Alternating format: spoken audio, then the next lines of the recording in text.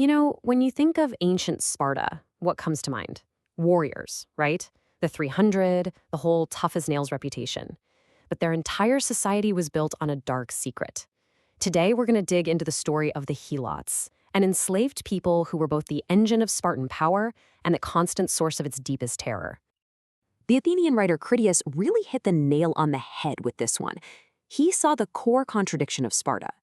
The citizens, the Spartiates, had a kind of freedom and leisure you just didn't see anywhere else in the ancient world. But, and this is a huge but, it was all bought with the sweat and blood of the most brutally oppressed people in all of Greece. I mean, how can those two extremes even exist in the same place? So you gotta ask, right? How did a system like this even function? What was the glue holding together this society of ultimate freedom and ultimate slavery? And maybe more importantly, what happened when the cracks started to show? Well, that's exactly what we're going to get into. Okay, so to really get to the heart of Sparta, we have to look past the famous warriors and understand the people who made their entire way of life possible in the first place. Listen to how the Spartan poet Tyrtaeus puts it. He describes the Helots as mules, literally crushed by these huge burdens. They were the agricultural engine of the state, forced to work the land and then hand over half of everything they grew to their Spartan masters. And that surplus? That is what let the Spartan citizens spend their entire lives doing just one thing: training for war. So, what exactly was a helot? Here's the key thing you need to understand. They weren't private slaves like you'd find in Athens. Nope. They were actually owned by the Spartan state itself. They were tied to specific plots of land, which were then passed down through the generations of Spartia families. To get a sense of the sheer scale of this system, just look at this number, 35,000. That's how many Helots the Spartans brought with them to just one battle, the Battle of Plataea. It's a massive number on its own, but what it tells us about their society is even more shocking. Think about that ratio for a second. For every single Spartan warrior on that battlefield, there were 7 Helots serving as their attendants. This crazy imbalance was the secret sauce to Sparta's military machine. But man, it was also the source of this deep, constant, gnawing fear. All right, so this ever-present fear of the people they enslaved, it basically shaped every single thing about Spartan society and policy. Aristotle really saw right to the heart of it. The Spartans knew their enslaved population was just waiting for a moment of weakness, a disaster, any chance to rise up and just wipe them out. And they lived with that threat every single day. And this wasn't some, vague worry in the back of their minds. The historian Thucydides, who was writing back then, makes it absolutely clear. Pretty much every major decision the Spartans made, their foreign policy, their military strategy, you name it, it all came down to one thing: keeping the Helots under control. So how did they do it? How did they maintain that control over a population that outnumbered them so massively? Well, the answer is pretty grim: a system of organized, state-sanctioned terror. Okay, so the Spartan playbook for this had 3 main parts. First, you have psychological warfare, just constant ritual humiliation. Then you have around-the-clock vigilance. And finally, it was all backed up by brutal, state-sanctioned violence.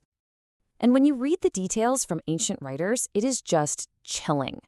Helots were forced to wear these specific, humiliating clothes, like dogskin caps, so they'd always stand out, always be marked as other. They were beaten every single year, not because they did anything wrong, but just to remind them of their place. They were even forced to get drunk and act like fools in public, as some kind of twisted lesson for young Spartans. And maybe the most terrifying part? Any Helot who looked too strong, too proud, could just be killed, no questions asked. But the ultimate tool in their arsenal was this thing called the crypteia. Now, ancient sources give us 2 very different stories about it. On one hand, you have Plato, who makes it sound almost like a Spartan version of a survival course, a tough endurance test for young guys. But that really doesn't explain the name, does it? The crypteia literally means the secret thing. And then you get Plutarch, who's drawing on Aristotle, and he gives us the horrifying reality. The crypteia was a secret police, a death squad. The most promising young Spartans were sent out into the countryside to hunt and murder Helots in the dead of night. And they were specifically targeting the strongest, the most defiant, the ones who might lead a rebellion. It was pure, preemptive terror. But maybe the single most infamous story of this paranoia comes straight from Thucydides. So in 424 BC, the Spartans get nervous about a revolt. They announce this big competition.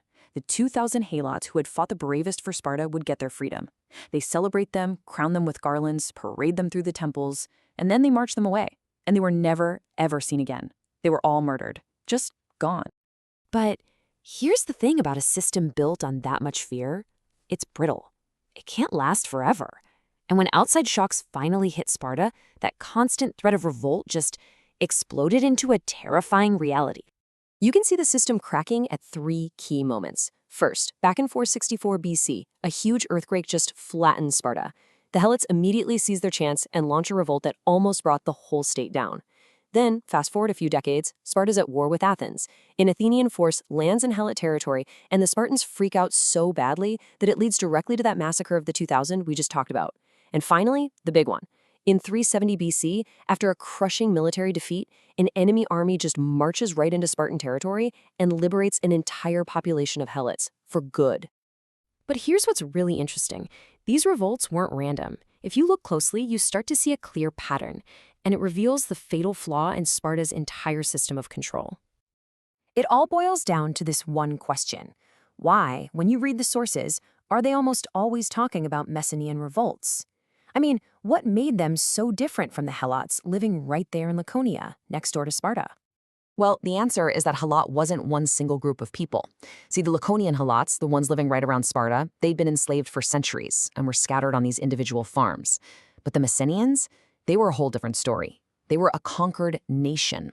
They held on to their strong regional identity, they lived together in villages, which made it a lot easier to organize, and they kept their own culture. They never forgot who they were. And that collective identity, that was the real fuel for the fire of rebellion.